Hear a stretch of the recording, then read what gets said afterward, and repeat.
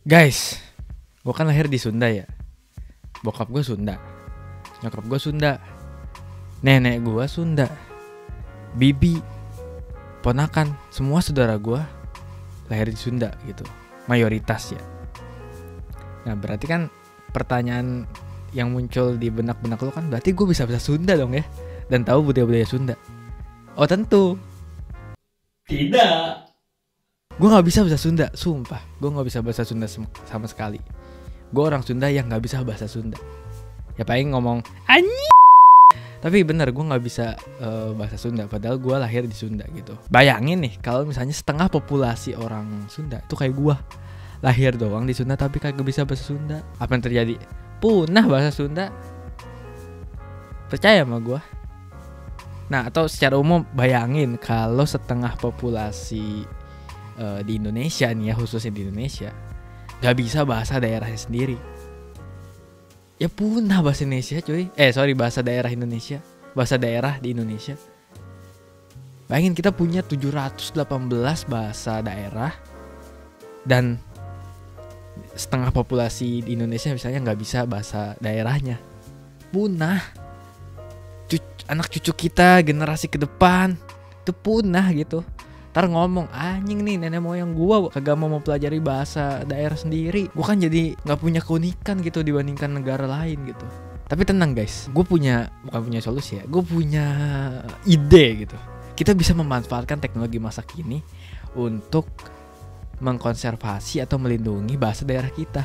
Jadi nanti anak cucu di masa depan, generasi di masa depan itu tetap bisa mempelajari bahasa daerah kita. Bahkan orang-orang Sunda bisa belajar bahasa Papua, Kalimantan, Sulawesi dan sebaliknya. Gimana caranya? Ya kita pakai teknologi ChatGPT. Ya enggak? Jadi teknologi GPT itu bisa menurut gue bisa untuk melakukan itu semua, untuk melindungi bahasa-bahasa daerah kita. Oke, nah gimana caranya? Gue nggak akan ngasih detailnya ya, tapi ya sekedar gambaran besarnya lah, gambaran besarnya aja lah ya, oke. Nah jadi seperti yang kita tahu bahwa ChatGPT itu di belakangnya itu menggunakan teknologi LLM atau Large Language Model. Nah Large Language Model ini itu dia udah masuk ke kategori Deep Learning.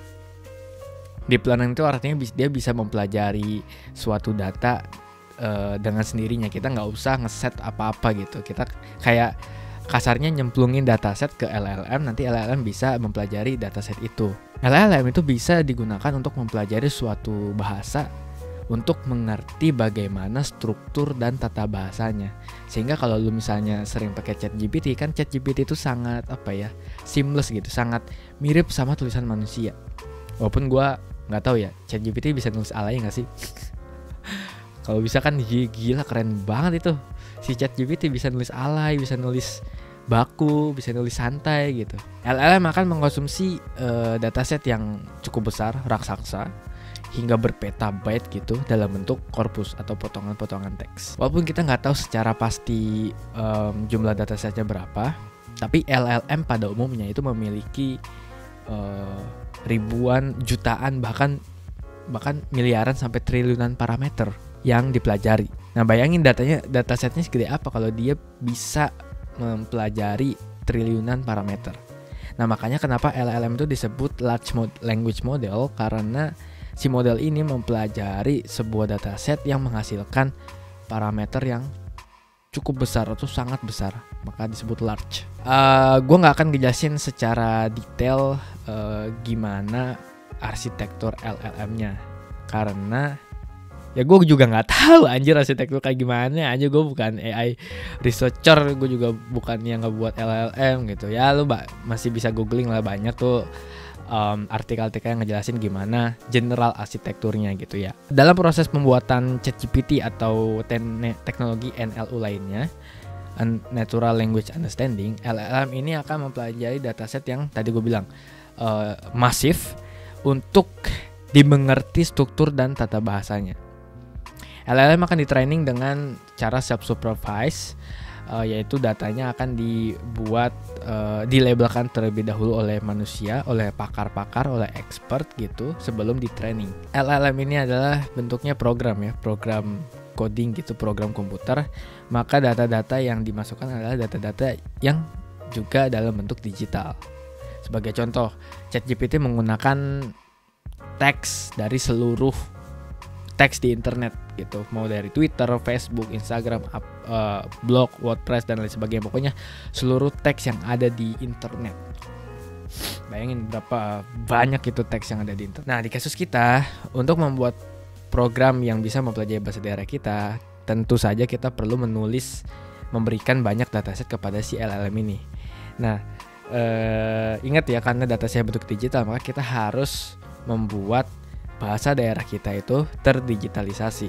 Bisa dengan menulis artikel dengan bahasa daerah kita di internet, bisa kita nge-tweet dengan bahasa daerah kita, atau kita bisa masukin bahasa daerah kita dan kita jadikan dataset. Bisa, pokoknya semuanya harus terdigitalisasi. Nah, semakin besar dataset, semakin pinter dong modelnya. Dan jika labelisasinya itu sempurna atau baik gitu, dilakukan oleh para expert dan dikerjakan dengan hati-hati, maka modelnya pun bisa mempelajari struktur dan tata bahasa daerah itu dengan sangat-sangat baik, dan bahkan bisa seperti ChatGPT.